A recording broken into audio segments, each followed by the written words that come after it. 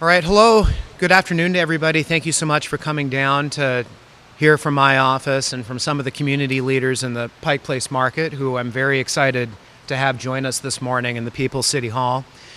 It's really great to come together to really center an urban gem that we have in the city of Seattle and in District 7, the district I'm proud to represent on the City Council, in the Pike Place Market. A place that is fundamental to our identity as a city, a place that is as iconic and transformative as the Space Needle, as the World's Fair. The Pike Place Market is really the center of gravity for what makes Seattle a very special place. And we're here to make sure that we can keep it that way.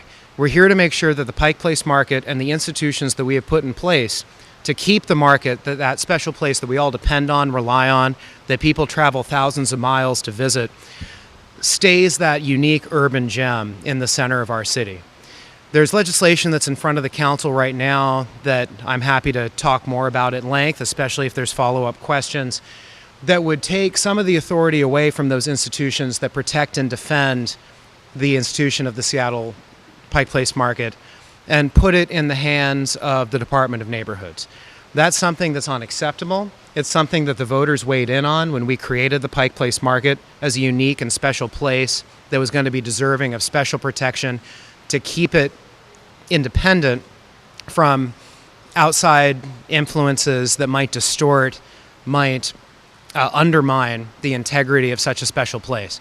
We need to vigilantly defend the strength and the power of those institutions. We need to make sure that the Pike Place Market Historic Commission is the one that will decide what the alterations, what the changes are to the businesses, the buildings, the integrity of the market. It has to stay within those institutions and not be given to the arbitrary decision-making power of some bureaucrat outside of the market. And that is what we're here to protect, and that is what we are here to make sure as we go into deliberating tomorrow in committee, we send a strong message as a city council that the council is going to stand behind the institutions, the practices that keep the Pike Place Market this central urban gem that is a definitive institution of the city of Seattle. So I'm going to open it up a little bit more to some of the folks that we have here from the market community to talk about the importance of this amendment that I'm bringing to this legislation. And I'm going to start by introducing Sarah. So Sarah, if you can come on up here. And then after Sarah, we're going to hear from Duncan on the other end here. So Sarah, go ahead, please. Thank you. Thank you.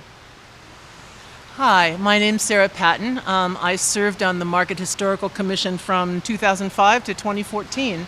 And I started as a volunteer at Friends of the Market when I was 15 years old. Back then, the mayor, the city council, and the Downtown Seattle Association wanted to replace the market with a high-rise parking garage.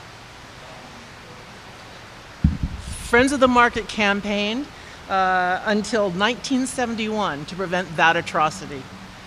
Finally, won a citizens initiative that saved the market and established the Market Historical Commission. Today I'm here to cheer the work of Councilmember Andrew Lewis, whose amendment to the Council Bill 120456 will preserve the full authority of the Market Historical Commission to keep the market thriving and authentic. The citizens initiative that saved the market insisted on solid public oversight of the Market Historical Commission.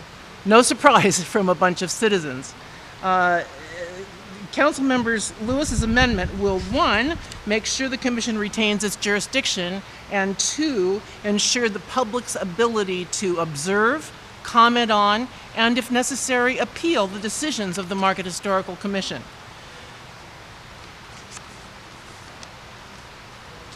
Without this amendment, Council Bill 120456 would allow the Department of Neighborhoods to make significant decisions about the market behind closed doors.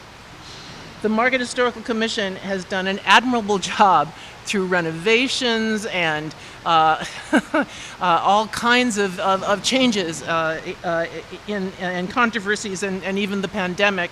And the market continues to thrive and maintain its authenticity of fish, flowers, and farmers. So it ain't broke, don't fix it, and thanks to Councilmember Lewis. Thank you.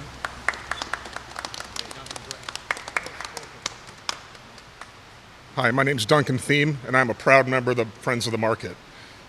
My real deep interaction with the market first started in 2006 when my architecture firm, SRG Partnership, was hired to design renovations to the market. Our work for 2 years with the Historic Commission led directly to Proposition 1 in 2008, and I brought with me today a little memento. This is the yard sign I had on my front lawn in 2008 in the run-up to that vote. Our project became a $73 million voter-funded initiative to save the infrastructure and repair the infrastructure of the market. I remember this fondly because the citizens of Seattle did not hesitate to open their wallets and support the market when it was time for them to do so. And I'm here today to thank Councilmember Lewis for doing the same today. Thank you for standing up for the market. It's time again to make sure that we save it for posterity. I'd like to emphasize that our project, this $73 million project, was entirely dedicated to infrastructure. Exactly the kind of things that are proposed to be taken out of the purview of the Historical Commission. We fixed the structures, we fixed the elevators, we fixed the pipes, we renovated all the electrical systems. This work was highly invasive over a 5-year period of design and construction. 3 years of heavy construction that touched every part of the market. It would have been impossible without the guidance of Sarah and her colleagues on the Historic Commission, and the place wouldn't be what it is today. And one of my deepest points of pride is that people who go to the market, even longtime Seattleites, don't notice what we did. And we owe a lot of thanks to Sarah and her colleagues for that. So today I want to say thank you again to Councilmember Lewis for your amendment. I would call on every council member to support this.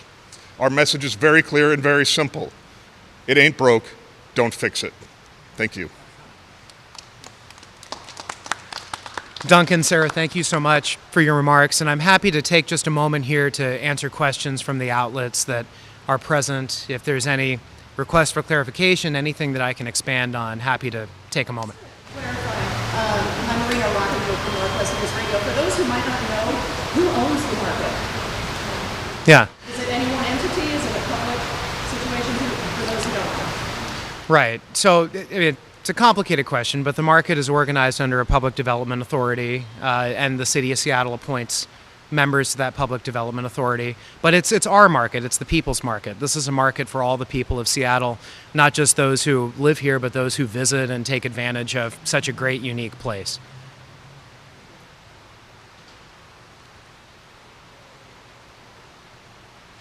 Okay, excellent. See, the clarity of our message is such that there's no additional follow-up questions from the media. So thank you so much, everyone, for coming out here, and I really look forward to the consideration of this amendment tomorrow morning. We're going to gavel in at 9:30 to the Neighborhoods Committee meeting, and this will be discussed in length with myself and my colleagues, and look forward to making myself available for any follow-up and hope for successful passage of this amendment. So thank you so much.